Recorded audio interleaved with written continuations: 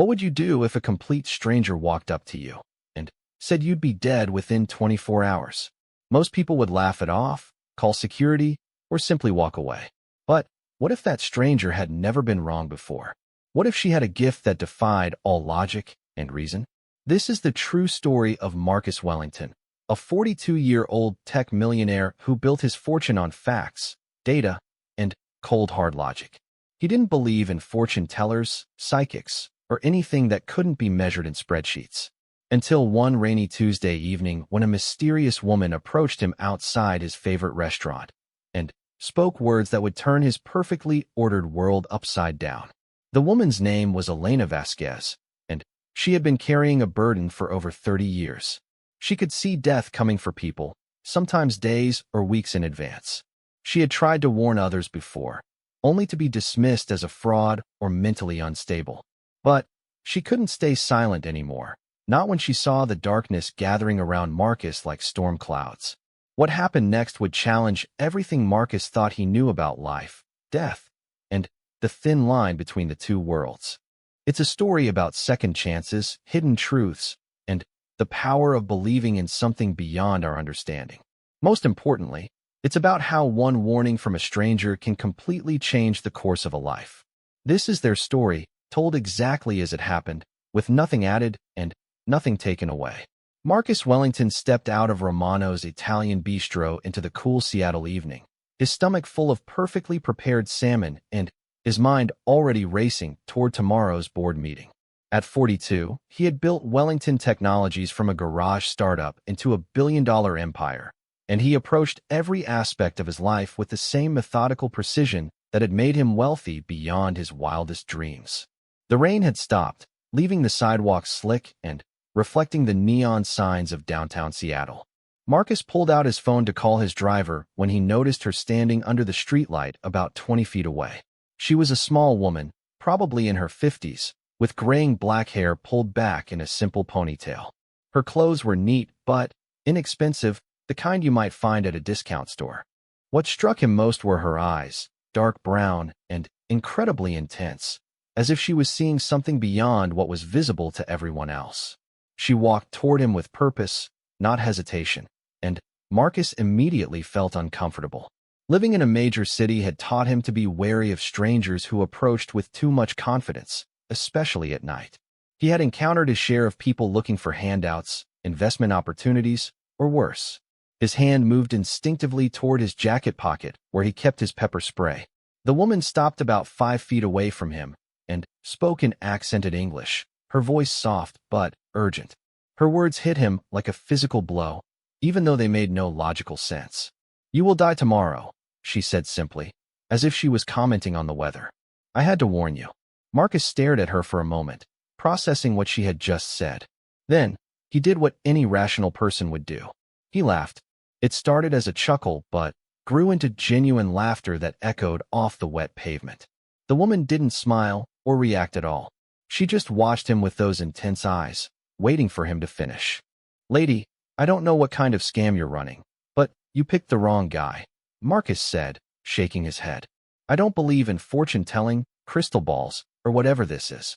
And I certainly don't give money to people who try to scare me with death threats." The woman's expression didn't change. "I don't want your money," she said quietly. "I wish I didn't have to tell you this. I wish I couldn't see what I see. But I've learned that staying silent is worse than being called crazy." Marcus looked around to see if anyone else was watching this bizarre encounter. The street was mostly empty except for a few people walking quickly toward the parking garage across the street. He pulled out his phone and began dialing his driver's number. "Look, I don't know what your deal is, but I'm calling my driver and then probably security," he said, trying to sound more annoyed than concerned. "You should probably move along before this becomes a bigger problem." The woman reached into her small purse and Marcus tensed, ready to run if she pulled out a weapon. Instead, she withdrew a small notebook with a worn brown cover. She flipped through several pages covered in handwriting before finding what she was looking for. "3 weeks ago, I warned a man named David Chun," she said, reading from the notebook. "I told him he would die in a car accident on Interstate 5 near the Northgate exit. He laughed at me too, said I was just another crazy street person trying to get attention. Marcus paused in his dialing. David Chun was a name he recognized. The tech community in Seattle wasn't that large, and news traveled fast when someone prominent was involved in a fatal accident. Chun had been the CEO of a growing software company and had indeed died in a car crash on I-5 3 weeks earlier. The news reports had been all over the local business journals. That was just a coincidence, Marcus said, but his voice had lost some of its confidence. Car accidents happen every day. You probably read about it in the news and made up this story. The woman flipped to another page in her notebook. 6 months ago, Margaret Foster, the woman who owned the flower shop on Pine Street. Heart attack in her sleep. I warned her 2 days before it happened. She turned another page. 8 months ago, James Rodriguez, construction worker, fell from scaffolding.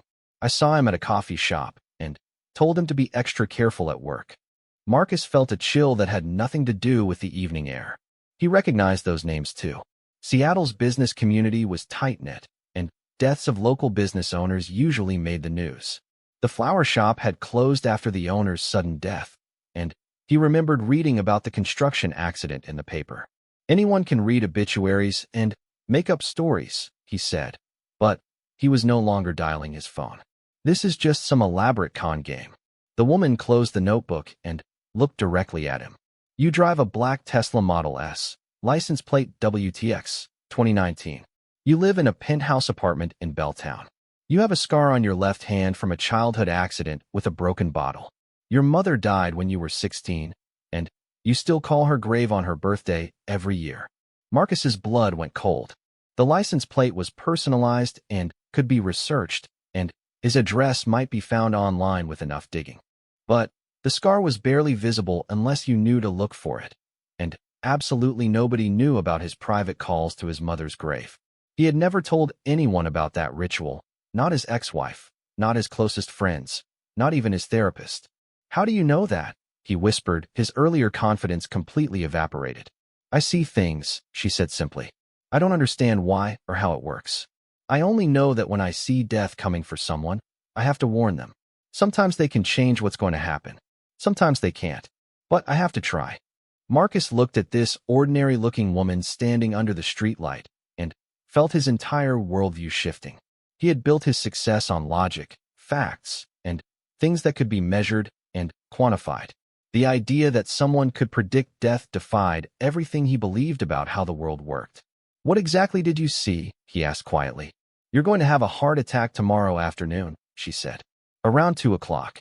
You'll be in your office, probably working late like you always do.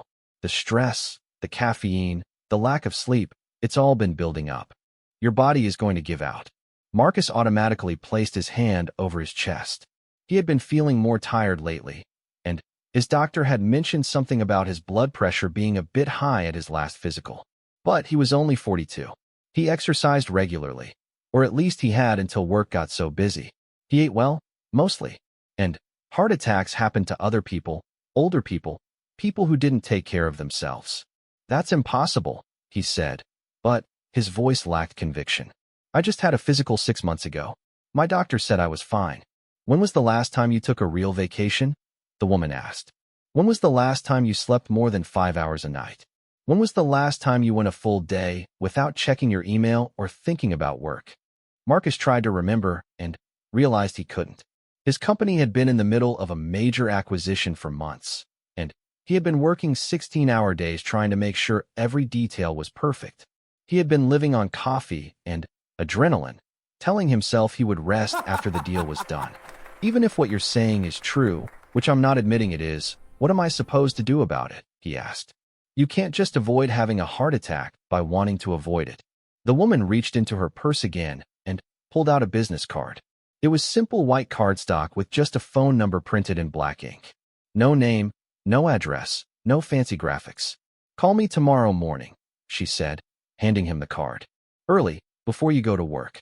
I might be able to help you change what's going to happen. But you have to be willing to listen and do exactly what I tell you. Marcus took the card and stared at it. The paper felt ordinary, nothing special or mystical about it. Just 10 digits that might be the key to saving his life or evidence that he was losing his mind. Why should I trust you? He asked when he looked up, but the woman was already walking away. She moved quickly but without seeming hurried, disappearing around the corner like she had never been there at all.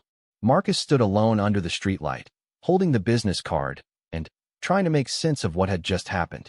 Part of him wanted to throw the card away and pretend the entire encounter had been some kind of hallucination brought on by stress and too much wine with dinner. But another part of him, a part that was growing stronger by the minute, kept thinking about David Chun and the flower shop owner and the construction worker. His driver arrived a few minutes later, a professional man in his 60s who had been working for Marcus for 3 years. As they drove through the city toward his apartment, Marcus found himself studying every person on the sidewalks, wondering if any of them could see things that others couldn't, wondering if there were more people like Elena Vasquez walking among them unnoticed. "Everything all right tonight, Mr. Wellington?" the driver asked, glancing at him in the rearview mirror. "You seem a bit distracted." "Fine, Robert," Marcus replied automatically, "just thinking about tomorrow's meeting." But he wasn't thinking about the meeting at all. He was thinking about a woman who claimed she could see death approaching and wondering if she had just saved his life or if he was falling for the most elaborate scam he had ever encountered. When they reached his building, Marcus rode the elevator to his penthouse in silence, the business card burning in his pocket like a piece of evidence he wasn't sure he wanted to keep. His apartment was exactly as he had left it that morning, clean, organized, expensive, and completely empty of any signs that a human being actually lived there. He poured himself a glass of scotch and sat in his leather. Marcus Wellington had never been the type of man who believed in anything he couldn't prove with hard data. At 7 in the morning, after a sleepless night spent researching psychic phenomena and death predictions, he sat in his kitchen drinking his 3rd cup of coffee and staring at the business card Elena Vasquez had given him the night before.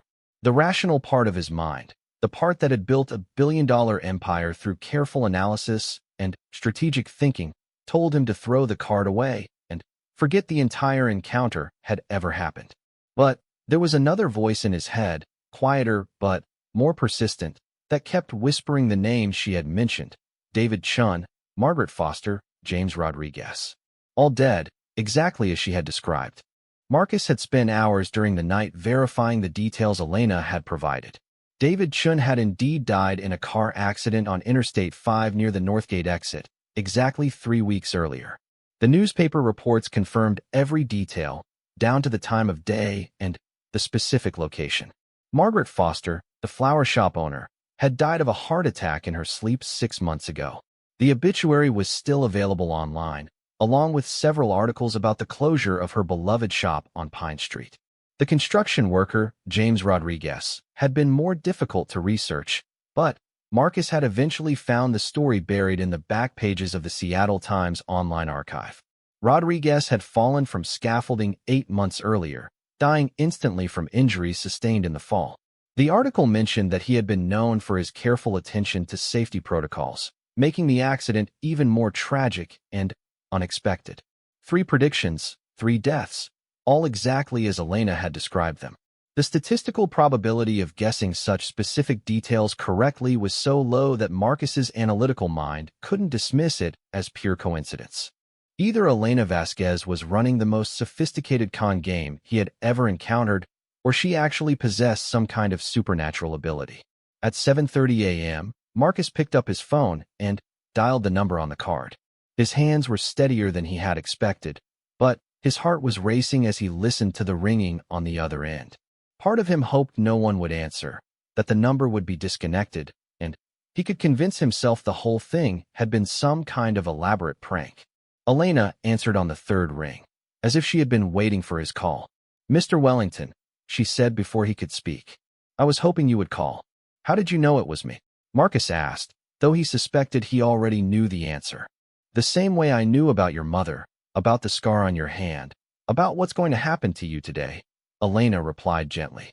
"I don't understand it any better than you do, but I've learned to trust what I see." Marcus walked to the windows of his kitchen and looked out over the city. Seattle was waking up around him, people heading to work, starting their normal Tuesday routines, completely unaware that he was having a conversation that might determine whether he would be alive to see Wednesday morning. "Assuming I believe you, which I'm not saying I do, what exactly am I supposed to do?" he asked. You said you might be able to help me change what's going to happen. First, you need to cancel all your meetings today, Elena said without hesitation. Don't go to your office. Don't even think about work. Your body is on the edge of complete exhaustion, and the stress of your normal routine is what's going to trigger the heart attack. Marcus almost laughed. I can't just cancel everything. We're in the middle of the biggest acquisition in my company's history. I have a board meeting at 10, presentations to review, contracts to sign. I can't just disappear because a stranger told me to. You can and you will if you want to live, Elena said. And there was steel in her voice that hadn't been there the night before. Mr. Wellington, I've been living with this ability for over 30 years. I've warned dozens of people, and I've learned to recognize the ones who will listen and the ones who won't. The ones who won't listen usually die exactly as I predicted. Marcus felt a chill run down his spine. What about the ones who do listen? Most of them live, Elena said simply. Not all of them. Sometimes death is too determined to be avoided. But, more often than not, changing their routine, removing the stress that would trigger the event, it's enough to shift the outcome. Marcus thought about his schedule for the day. The board meeting was crucial, but it wasn't life or death. Well, apparently it might be life or death, just not in the way he had originally thought. His assistant could handle most of the routine matters, and the acquisition paperwork could wait another day if necessary. Let's say I cancel my meetings, he said slowly. Then what? Do I just sit in my apartment all day and hope for the best? You need to go to the hospital, Elena said. Swedish Medical Center on Cherry Hill. Ask for Dr. Sarah Chun in the emergency department. Tell her you're having chest pains and that you're worried about your heart. Make sure they do a full cardiac workup. Marcus paused. Dr. Chun? Is she related to David Chun? His sister, Elena confirmed. She's one of the few people who believes in what I do because she saw how her brother's death matched exactly what I told him. She'll take your symptoms seriously and make sure you get the tests you need. But I'm not having chest pains, Marcus protested. I feel fine. Tired, maybe a little stressed, but not sick. You will be having chest pains by 11 o'clock this morning, Elena said matter-of-factly. Mild at first, easy to dismiss as heartburn or muscle tension. That's how these things usually start. Most people ignore the early warning signs until it's too late. Marcus set his coffee cup down and sat heavily in one of his kitchen chairs. The conversation was becoming too real, too specific. Elena wasn't speaking in vague generalities the way he imagined psychics usually did. She was giving him exact times, specific symptoms, detailed instructions. How do I know this isn't some elaborate scheme to get me to go to a specific hospital where your accomplices are waiting? He asked, grasping for logical explanations. Elena was quiet for a moment, and when she spoke again, her voice was softer, sadder. My daughter died of leukemia when she was 12 years old, she said. I saw her death coming 2 weeks before it happened, but the doctors said she was responding well to treatment. I tried to warn them, tried to get them to run more tests, but they thought I was just a hysterical mother. She died exactly when and how I saw it happening. Marcus felt his throat tighten. There was raw pain in Elena's voice, the kind that couldn't be faked or manufactured for a con game. That's when I realized that having this ability meant I had a responsibility to use it, she continued. I couldn't save my own daughter, but maybe I could save other people's children, other people's parents, other people's loved ones. I don't charge money. I don't ask for anything in return. I just try to warn people when I can. Marcus stared out the window at the people walking along the sidewalk below. Normal people leading normal lives, probably never imagining that someone might be able to predict when their time would run out. Why me? He asked. Why did you choose to warn me? You must see death coming for lots of people. I don't see everyone, Elena explained. It's not like I walk down the street and see death hanging over people like clouds. It usually happens when I'm near someone who's close to dying, someone whose time is almost up. Last night, I was having dinner at that little cafe across from Romano's when I saw you through the window. The darkness around you was so thick I could barely make out your face. Marcus remembered seeing the cafe when he left the restaurant, a small place with outdoor seating despite the cool weather. He had noticed a few people sitting at the tables, but hadn't paid attention to any of them specifically. The darkness? He asked. That's how I see it, Elena said. Like shadows gathering around someone, getting thicker and darker as they get closer to death. By the time I saw you last night, the shadows were almost complete. That usually means death is less than 24 hours away. Marcus felt his chest tighten with anxiety, which made him immediately paranoid that the chest pains Elena had predicted were beginning. He forced himself to breathe slowly and focus on the conversation. If I do what you're asking, if I go to the hospital and get checked out, what's supposed to happen? He asked. Dr. Chin will find signs of an impending heart attack, Elena said confidently. Your blood pressure will be dangerously high, your enzyme levels will be elevated, and your EKG will show irregularities. She'll admit you for observation and probably start you on medication to prevent the attack from happening. And if I don't go to the hospital, you'll have the heart attack in your office around 2 o'clock this afternoon, just as I told you last night. Your assistant will call 911, but by the time the paramedics arrive, it will be too late. Marcus closed his eyes and tried to think clearly. Every logical instinct he possessed told him this was impossible, that no one could predict the future with such precision. But the evidence was mounting. The accurate details about the previous deaths, the personal information Elena couldn't possibly have known, the specific medical predictions she was making. I need you to promise me something, he said finally. What's that? If I do this, if I cancel my meetings and go to the hospital and it turns out you're wrong, if there's nothing wrong with my heart and this is all some kind of mistake or elaborate hoax, I want you to stop doing this. Stop approaching strangers with death predictions. Find some other way to deal with whatever psychological issues are driving this behavior. Elena was quiet for a long moment. And if I'm right, she asked. Then, I owe you my life, Marcus admitted. Deal, Elena said without hesitation. But, Mr. Wellington, I'm not wrong. I haven't been wrong about this kind of prediction in over 30 years. Marcus hung up the phone and immediately called his assistant. Jennifer had been working for him for 5 years and had never heard him cancel an entire day's worth of meetings without explanation. She asked several times if he was feeling all right, if there was anything she could do, if he needed her to reschedule with the board or handle any urgent matters. Just tell everyone I had a family emergency, Marcus said. Though he had no family left except for a distant cousin in Oregon he hadn't spoken to in years. Reschedule everything for tomorrow or later in the week. And Jennifer? Don't call me today unless the building is literally on fire. After hanging up with Jennifer, Marcus took a long shower and dressed in casual clothes instead of his usual business suit. He felt strange, almost like he was playing hooky from school, except the stakes were potentially much higher than a detention or a failed test. At 9:30 a.m., he drove his Tesla to Swedish Medical Center on Cherry Hill. The emergency department was busy but not chaotic, filled with the usual mix of people dealing with various health crises. Marcus approached the registration desk and asked for Dr. Sarah Chun. The nurse looked at him with mild curiosity. Dr. Chun is with a patient right now. Are you having a medical emergency? Marcus hesitated. He felt perfectly fine, which made his request seem ridiculous. I'm having some chest discomfort, he said, which wasn't technically true but might become true according to Elena's predictions. A friend recommended Dr. Chin specifically. What kind of chest discomfort? The nurse asked, her professional demeanor sharpening with attention. It's hard to describe, Marcus said, feeling like a fraud. Kind of a tightness, maybe some pressure. It comes and goes. The nurse handed him a clipboard with forms to fill out and directed him to a chair in the waiting area.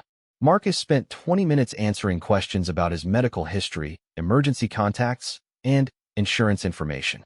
When he reached the section asking about his symptoms, he hesitated again before writing chest pain and pressure, concerns about cardiac issues. At exactly 11 o'clock, just as Elena had predicted, Marcus felt a strange sensation in his chest. It started as a mild pressure, like someone was gently squeezing his heart. He told himself it was just anxiety, that Elena's prediction was becoming a self-fulfilling prophecy, but the feeling persisted and gradually intensified. By 11:15, the pressure had become uncomfortable enough that Marcus was grateful to be sitting in a hospital waiting room rather than in his office trying to focus on a board meeting. A few minutes later, a young doctor with kind eyes and tired features approached him. Mr. Wellington? I'm Dr. Sarah Chun. I understand you're having some DR. Sarah Chun led Marcus Wellington into a small examination room filled with the familiar sounds and smells of a busy emergency department. The antiseptic odor was sharp in his nostrils, and he could hear the constant beeping of monitors from other rooms, the quick footsteps of nurses in the hallway, and the occasional overhead page calling for various specialists. "Have a seat on the bed, Mr. Wellington," Dr. Chin said, pulling up a rolling stool and opening a laptop computer. "Tell me exactly what you're experiencing."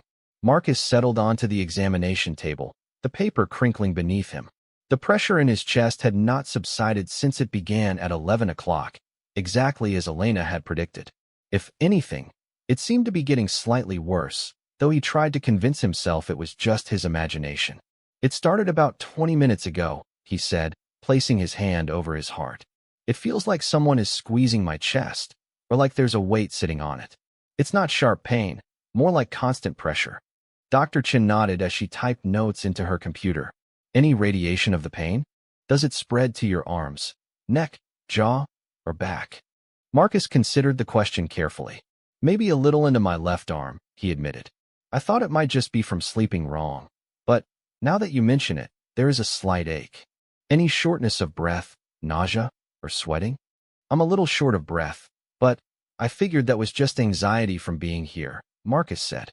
"I'm not really a hospital person." Dr. Chin looked up from her computer and studied his face carefully. "Mr. Wellington, a mutual acquaintance suggested you come see me specifically. Elena Vasquez mentioned you might be calling." Marcus felt his heart skip a beat, which immediately made him worry that it was another symptom. "You know Elena? She contacted me this morning and said you might be coming in with cardiac symptoms," Dr. Chun said gently. "I know this might sound strange, but Elena warned my brother about his car accident 3 weeks before it happened. David didn't listen to her, and he died exactly as she predicted." Marcus stared at the doctor, seeing the pain in her eyes when she mentioned her brother. "You believe in what she does?" "I didn't at first," Dr. Chin admitted. "When she approached David in a coffee shop and told him he was going to die in a car accident, he laughed it off and told me about it like it was a funny story. A crazy lady who thought she was psychic. But then it happened, exactly as she described, and I started researching her background." Dr. Chin moved her stool closer to the examination table. "Elena has been making these predictions for over 30 years, Mr. Wellington. I've tracked down more than 20 cases where she warned someone about their death, and in every single case where the person ignored her warning, they died exactly as she predicted. But in the cases where people listened and changed their plans or sought medical attention, most of them survived." Marcus felt a chill that had nothing to do with the air conditioning in the hospital room. "Most of them. Death is determined sometimes," Dr. Chin said simply. "But Elena has learned to recognize the difference between predictions that can be changed and ones that can't. The fact that she told you to come here, that she gave you specific instructions, suggests she believes your outcome can be altered." A nurse knocked on the door and entered with a wheelchair loaded with medical equipment. "Dr. Chun, you wanted an EKG and blood work stat." "That's right, Maria. Let's get Mr. Wellington hooked up and see what we're dealing with." The next hour passed in a blur of medical tests and monitoring equipment. The EKG showed irregular heart rhythms that made Dr. Chin frown and order additional tests. The blood work revealed elevated enzyme levels that indicated cardiac stress. Marcus's blood pressure was dangerously high, and his heart rate was irregular. "Mr. Wellington, I'm going to be direct with you," Dr. Chun said after reviewing the test results. "You are in the early stages of a heart attack. Your heart muscle is showing signs of oxygen deprivation, and your blood chemistry indicates significant cardiac stress. If you had waited even a few more hours to seek treatment, you could have had a massive, potentially fatal heart attack." Marcus felt the room spinning slightly around him. Despite Elena's warnings, despite the chest pain that had started exactly when she predicted, part of him had still believed this was all some elaborate mistake or coincidence. Having it confirmed by a medical professional made it terrifyingly real. "What happens now?" he asked, his voice sounding smaller than he intended. "We're going to admit you to our cardiac unit immediately," Dr. Chin explained, already reaching for her phone to call for a room. "We'll start you on medication to prevent the heart attack from progressing, and We'll need to do a cardiac catheterization to see if there are any blocked arteries that need to be opened. The next few hours were a whirlwind of activity. Marcus was transferred to a room in the cardiac wing, where nurses hooked him up to continuous monitors that tracked every heartbeat. The medication they gave him made him feel drowsy and disconnected, but also seemed to ease the pressure in his chest. Dr. Patricia Reeves, the cardiologist assigned to his case, was a woman in her 50s with gray hair and a no-nonsense attitude. She reviewed his test results with the thoroughness Marcus appreciated in his business dealings, explaining each finding and what it meant for his treatment. "You have significant blockage in 2 of your coronary arteries," she told him after studying the results of the cardiac catheterization. "Probably developing over months or years. But your body was compensating until the stress of the past few weeks pushed you over the edge. We're going to need to do angioplasty to open those blockages." "How serious is this?" Marcus asked, though he was afraid to hear the answer. "Very serious," Dr. Reeves said honestly. "If you had continued with your normal routine today, you would have had a massive heart attack within hours. The blockages are severe enough that without intervention, the attack would likely have been fatal." Marcus thought about his schedule for the day, the board meeting he had canceled, the contracts that were still sitting on his desk and signed. All of it seemed completely unimportant now. Trivial concerns compared to the fact that he was apparently just hours away from death when he walked into the hospital that morning. "How did I not know this was happening?" he asked. "I mean, I've been tired and stressed, but I thought that was just normal for someone in my position." Dr. Reeves pulled up a chair next to his bed. "Heart disease often develops silently, especially in people who are highly driven and used to pushing through discomfort. You've probably been having mild symptoms for weeks or even months, but you attributed them to stress or fatigue. Your body was sending warning signals, but you weren't listening." Marcus thought back over the past few months. There had been times when he felt unusually tired after climbing stairs, moments when he experienced mild chest discomfort that he dismissed as muscle tension from long hours at his desk. He had been so focused on the acquisition deal that he had ignored what his body was trying to tell him. "The woman who warned me," he said carefully, not wanting to sound crazy to his cardiologist. "She seemed to know exactly what would happen and when it would happen." "How is that possible?" Dr. Reeves was quiet for a moment, choosing her words carefully. "I've been practicing cardiology for 25 years, Mr. Wellington. I've learned that there are things in this world that medical science can't fully explain. I've had patients who seemed to have premonitions about their own health, family members who insisted something was wrong even when all the tests looked normal." She adjusted his foreline and checked his monitor readings.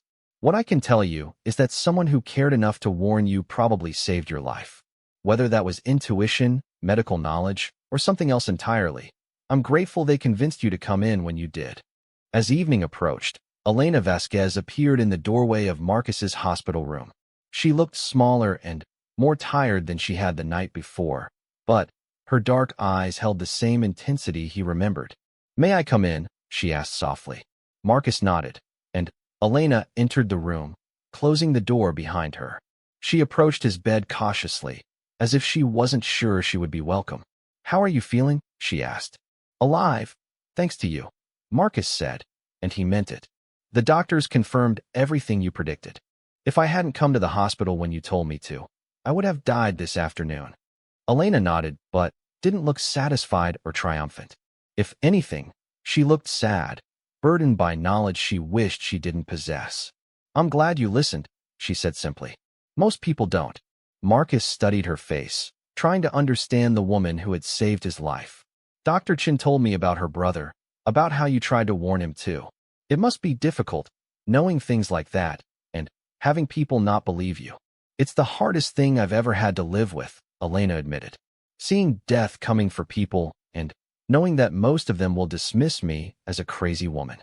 Sometimes I wonder if it would be easier to just stay quiet and let things happen as they're meant to happen." "But you don't stay quiet," Marcus observed. "No, I don't. Because every time someone listens, every time I can help someone avoid what I see coming for them, it makes all the times I was ignored worth it." Marcus reached for the water cup on his bedside table and took a careful sip. The medication was making his mouth dry, but he was grateful for every uncomfortable side effect because it meant he was alive to experience it. Elena, I need to ask you something, he said. When you see death coming for someone, is it always certain? Or are there degrees of certainty? Elena sat down in the visitor's chair next to his bed. It varies, she said. Sometimes I see death that's absolutely fixed, unavoidable no matter what the person does. Those are the hardest visions because I know there's nothing I can do to help. But other times, I see death that's conditional, dependent on the choices the person makes or the path they continue to follow. Which was mine? Yours was conditional, Elena said with certainty. That's why I was so insistent that you cancel your meetings and come to the hospital. I could see that there was a way to change the outcome, but only if you acted quickly and followed very specific steps. Marcus thought about the timing of everything that had happened. Elena's warning the night before, the chest pain starting at exactly 11 o'clock, the test results that confirmed he was in immediate danger.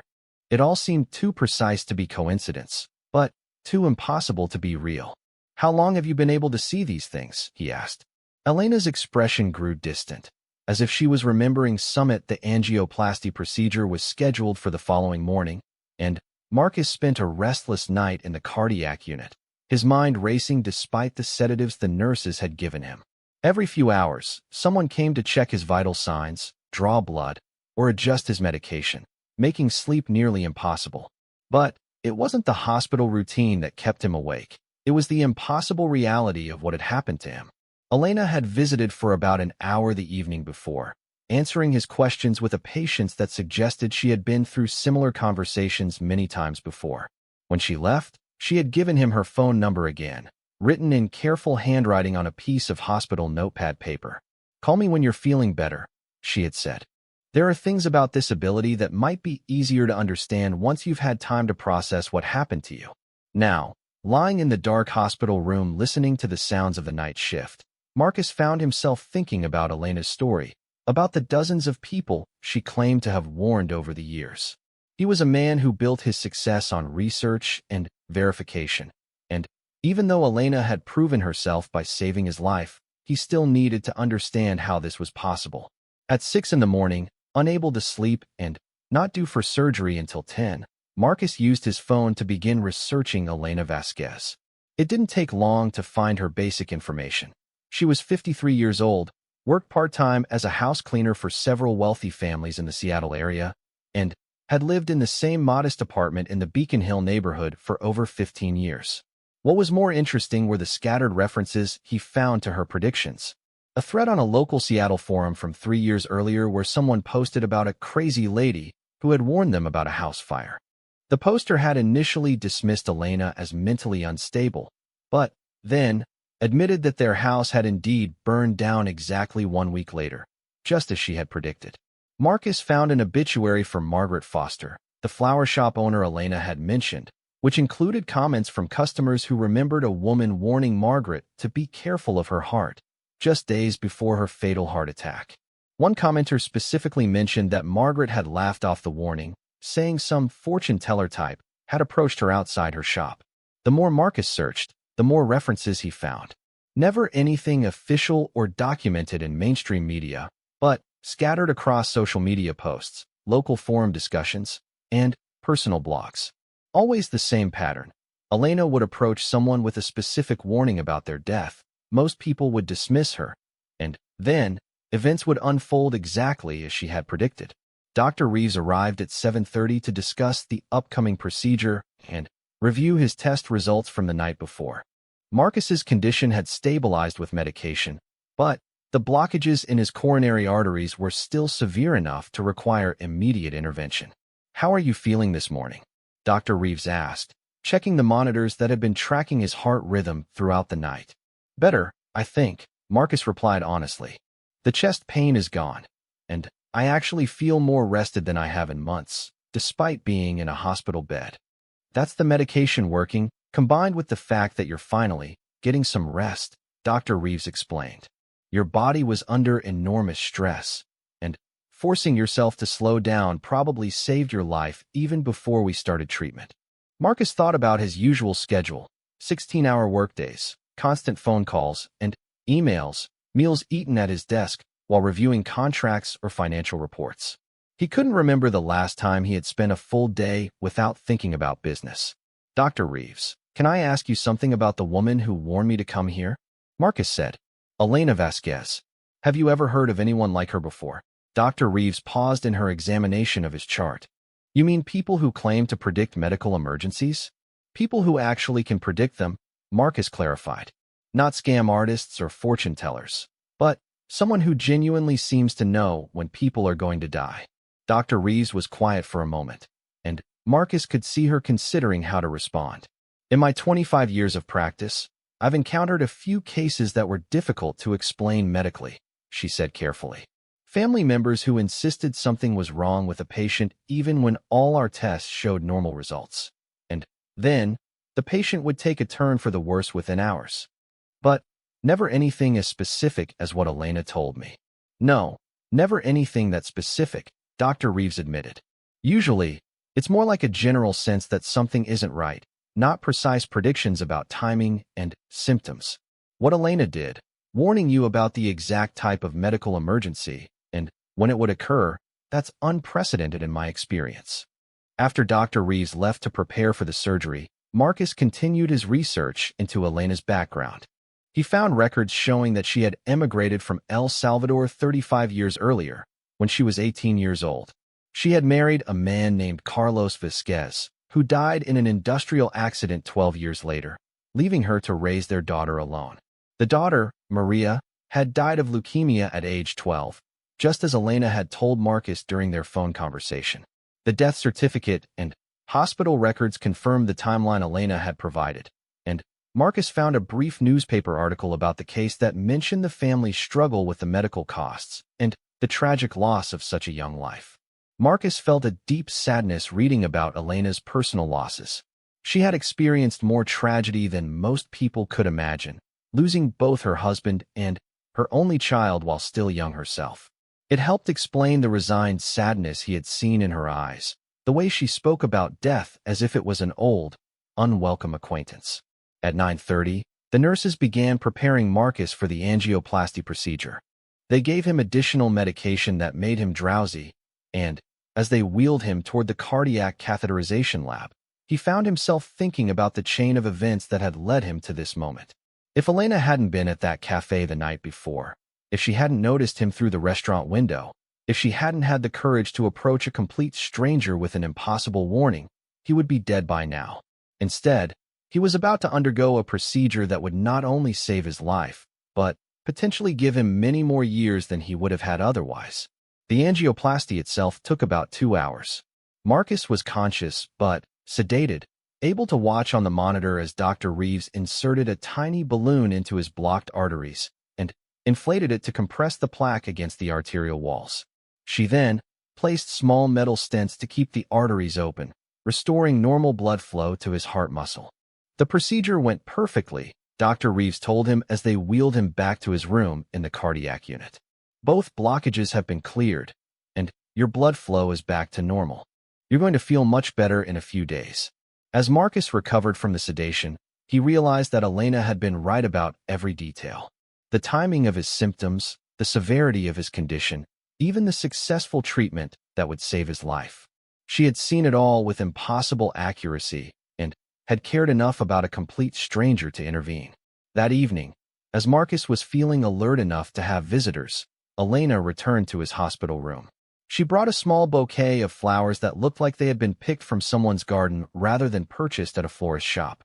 I thought you might like something natural to look at instead of all these machines, she said, arranging the flowers in a water pitcher she found in the bathroom.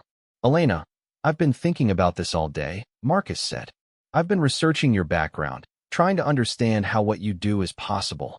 I found references to other people you've warned, other predictions you've made. Elena nodded as she settled into the visitor's chair. I'm not surprised. People talk about these things, even when they don't fully believe them. I want to help you, Marcus said suddenly, the words coming out before he had fully formed the thought. I want to help you document what you do, maybe find a way to make people more likely to listen when you warn them. Elena looked surprised. Mr. Wellington, I appreciate the offer, but I've been doing this for 30 years without any official recognition or support. I'm not sure anything would change if you got involved. Marcus shifted carefully in his bed, mindful of the incision sites where the catheters had been inserted. But that's exactly the problem. People dismiss you because they see a middle-aged cleaning lady approaching them with impossible claims. But if there was documentation, medical records, testimonials from people like me who are alive because of your warnings, maybe more people would listen. And what would you want in return? Elena asked, a note of wariness entering her voice. In my experience, wealthy people don't offer help without expecting something back. Marcus thought about her question carefully. I want to understand, he said finally. I need to understand how this is possible, whether there are other people like you, whether this ability can be studied or explained or maybe even taught to others. But more than that, I want to make sure you're not carrying this burden alone anymore. Elena was quiet for a long time, staring at the flowers she had arranged. When she spoke again, her voice was soft and uncertain. There have been others, she said. People who claim to have similar abilities. I've found a few of them over the years, mostly through word of mouth or chance meetings. But we've never worked together, never tried to document what we do or convince anyone that it's real. How many others? Marcus asked, leaning forward despite the discomfort from his surgery. Maybe 6 or 7 that I know of personally. Elena replaced 6 months after his heart attack. Marcus Wellington stood in the conference room of a renovated warehouse building in Seattle's Georgetown neighborhood, watching as Elena Vasquez carefully explained her experience to a small group of researchers from the University of Washington Medical School. The room was quiet except for the soft whir of recording equipment and the occasional scratch of pens on paper as the scientists took notes. The building housed the Vasquez Institute for Mortality Research, a nonprofit organization Marcus had established with a significant portion of his personal fortune. The name had been Elena's idea, though she had initially protested having her name attached to anything so formal and official. People need to know this is real, Marcus had argued during one of their planning meetings. Your name represents 30 years of accurate predictions and dozens of lives saved. If we're going to convince the scientific community to take this seriously, we need to honor the source. Elena was describing her earliest experiences with death predictions to Dr. Amanda Foster, a neuroscientist who specialized in consciousness research, and Dr. James Kim, a cardiologist who had become interested in the project after hearing about Marcus's case from Dr. Sarah Chun. The first time I knew what I was seeing was real, my grandmother was in the hospital recovering from gallbladder surgery, Elena was saying. Everyone said she was doing well, that she would be home in a few days. But when I visited her room, I saw these shadows around her bed, like a darkness that was gathering and getting thicker. I told my mother that something was wrong, but she said I was being silly, that Abuela was fine. Dr. Foster leaned forward slightly. Can you describe these shadows in more detail? Are they visual hallucinations, or more like a sense or feeling that you interpret as visual? Elena considered the question carefully.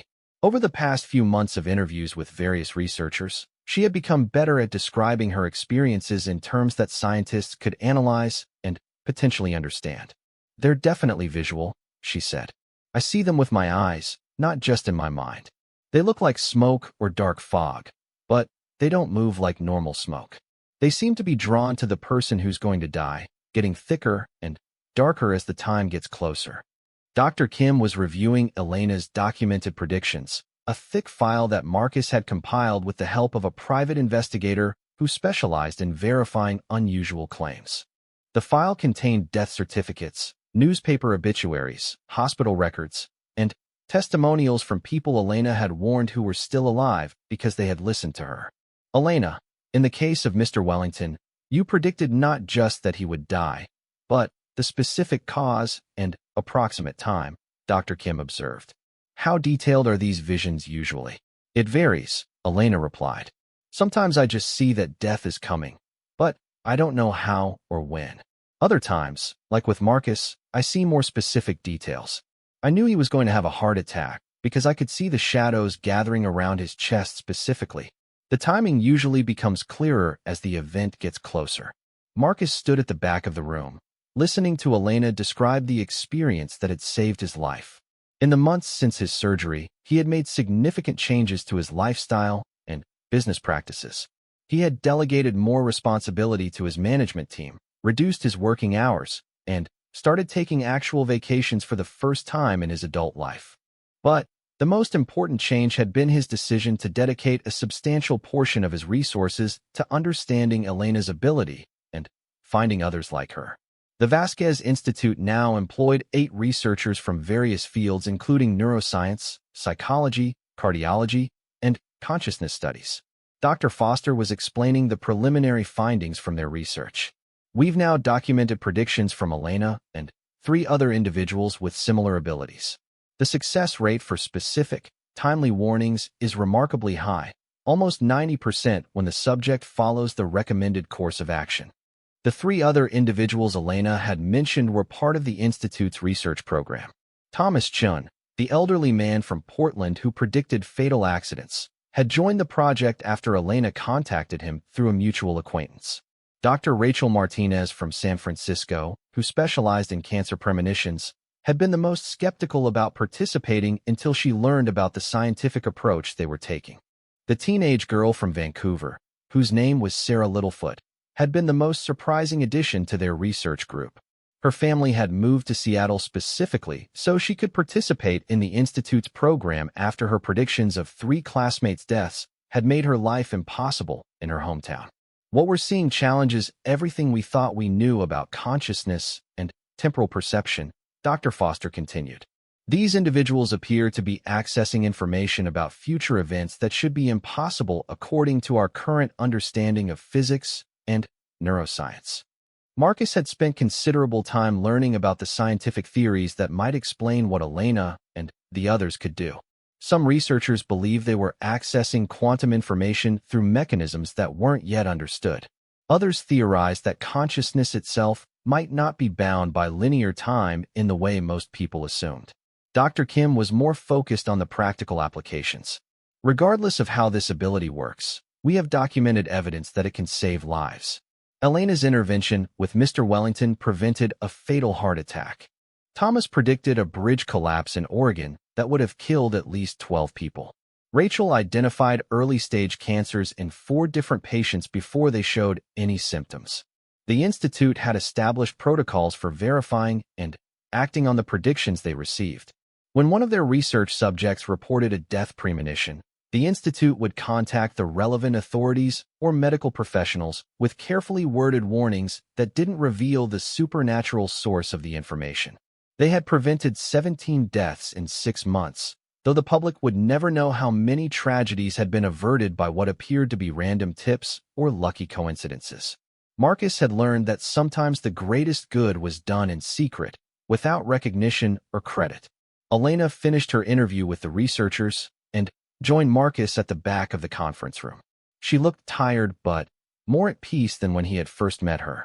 Having a team of scientists take her abilities seriously, treating her as a valuable research partner rather than a curiosity or fraud, had given her a sense of purpose she had never experienced before.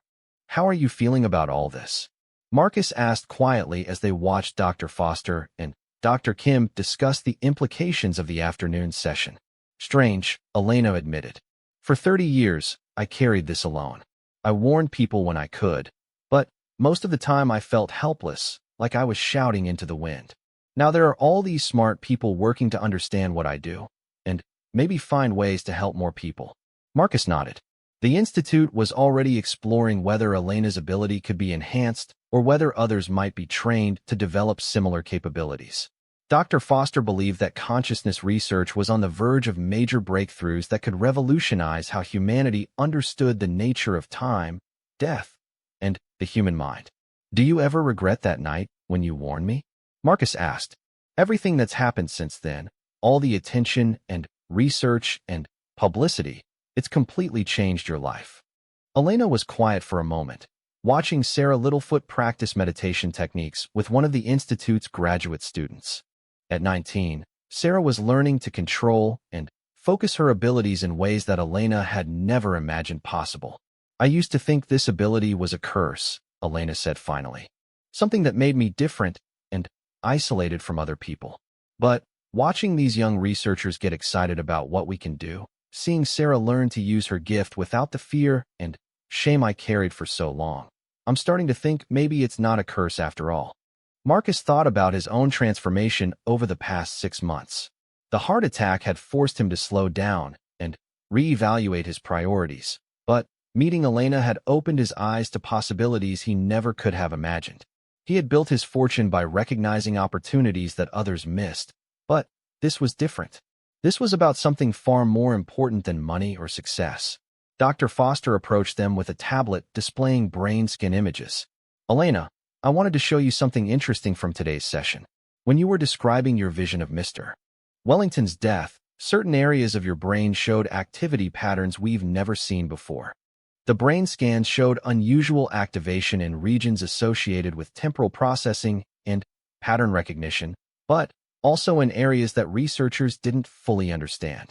Elena's brain appeared to be processing information in ways that defied conventional neuroscience." "What does it mean?" Elena asked, studying the colorful images on the screen. "We're not sure yet," Dr. Foster admitted. "But it suggests that your ability might be based on actual neurological differences rather than psychological or supernatural phenomena. If we can understand how your brain processes temporal information differently, we might be able to develop training methods or even medical interventions that could help others develop similar abilities." As evening approached, Marcus and Elena walked out of the Institute building together.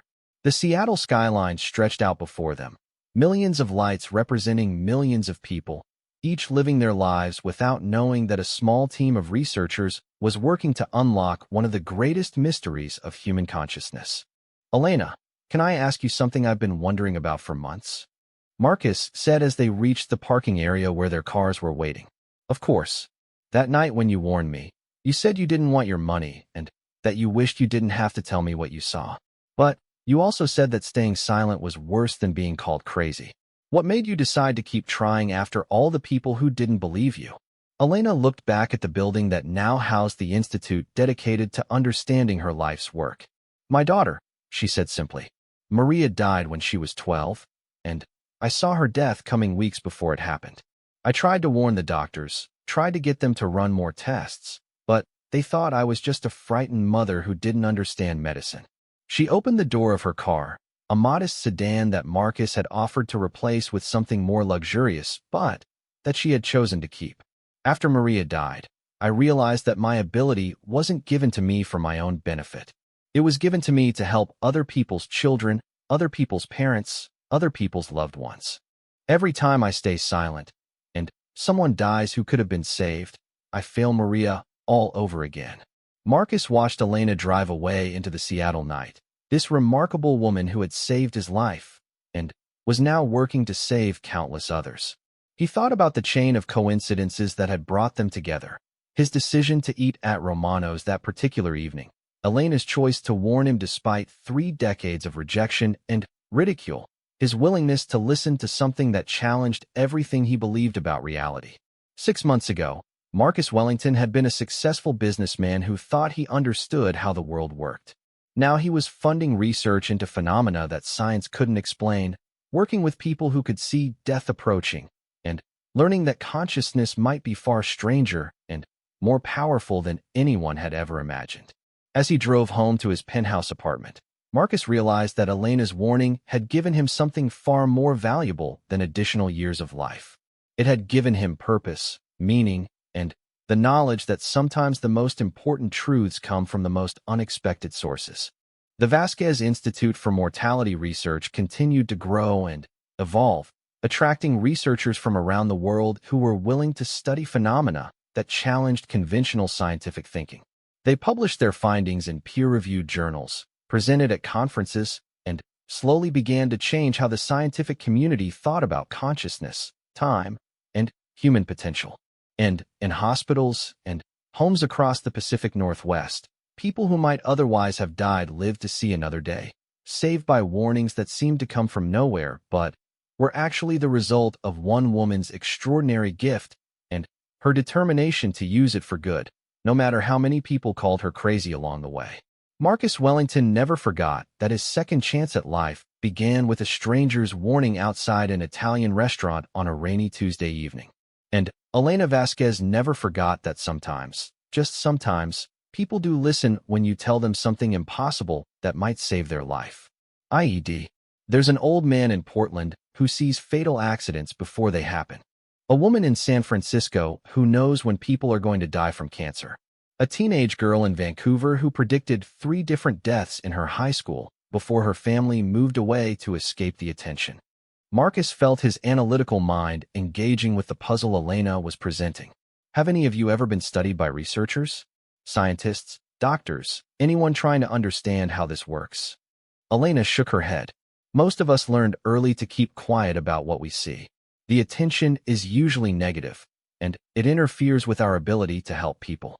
When someone becomes known as the psychic or the fortune teller, people either dismiss everything they say or expect them to perform like circus acts. But what if there was a way to study this scientifically without exposing you to that kind of attention? Marcus asked. What if we could find researchers who were genuinely interested in understanding rather than debunking or exploiting? Elena considered his proposal carefully. You would really want to invest your time and money in something like this? Something that most people would consider impossible. Marcus thought about everything that had happened to him in the past 48 hours. 2 days earlier, he had been a rational businessman who believed only in things that could be measured and quantified. Now he was alive only because he had trusted a woman who claimed to see death approaching. Elena, you saved my life with knowledge that shouldn't be possible, he said. If there are others like you out there, if this ability can be understood or perhaps even developed, we might be able to save hundreds or thousands of lives. How could I not want to be part of that? Hing from long ago. It started when I was 16 years old. My grandmother was in the hospital, recovering from surgery, and everyone said she was doing well. But when I visited her, I saw shadows around her bed, and I just knew she wasn't going to make it home. She died 2 days later from complications that no one expected. That must have been terrifying for a 16-year-old. It was, Elena confirmed. For years, I tried to convince myself it was just a coincidence, just my imagination. But then, it happened again and again. Eventually, I had to accept that this was something I was going to live with for the rest of my life. Marcus watched the monitors tracking his vital signs, the steady beep of his heart rate that confirmed he was alive when Elena had seen death coming for him less than 24 hours earlier. He thought about all the decisions that had led him to that restaurant the night before, all the coincidences that had put him in Elena's path at exactly the right moment. Do you ever wonder why you have this ability? He asked. Elena smiled for the first time since he had met her, a sad but genuine expression. Every day for 30 years. I still don't have an answer. Chest discomfort? Marcus looked at her carefully, searching for any resemblance to David Chun. There was something similar around the eyes, a certain intensity that reminded him of Elena's expression when she had delivered her warning. Yes, he said, surprised to find that he was no longer lying. It started about 15 minutes ago, kind of a pressure feeling, like someone is squeezing my chest. Dr. Chen nodded and gestured for him to follow her. Let's get you into an exam room and take a look at what's going on. Chair by the floor-to-ceiling windows that looked out over Elliott Bay. The city sparkled below him, thousands of lights representing thousands of people going about their lives, probably never imagining that someone among them claimed to be able to predict when they would die. Marcus pulled out the business card and stared at it again. 10 digits. Such a simple thing, but potentially the most important phone number he would ever call. He finished his scotch and went to bed, but sleep didn't come easily. Every time he closed his eyes, he saw Elena Vasquez standing under that streetlight, her dark eyes filled with knowledge he didn't want her to have. At 3 a.m, he gave up on sleep and went to his home office. He spent the rest of the night researching psychic phenomena, death predictions, and cold reading techniques used by professional scam artists. He found plenty of scientific explanations for how someone might appear to predict the future, but he also found stories that were harder to dismiss. As dawn broke over Seattle, Marcus Wellington sat in his expensive chair in his expensive apartment, holding a business card from a woman who claimed she could save his life. In 12 hours, he would find out if she was telling the truth.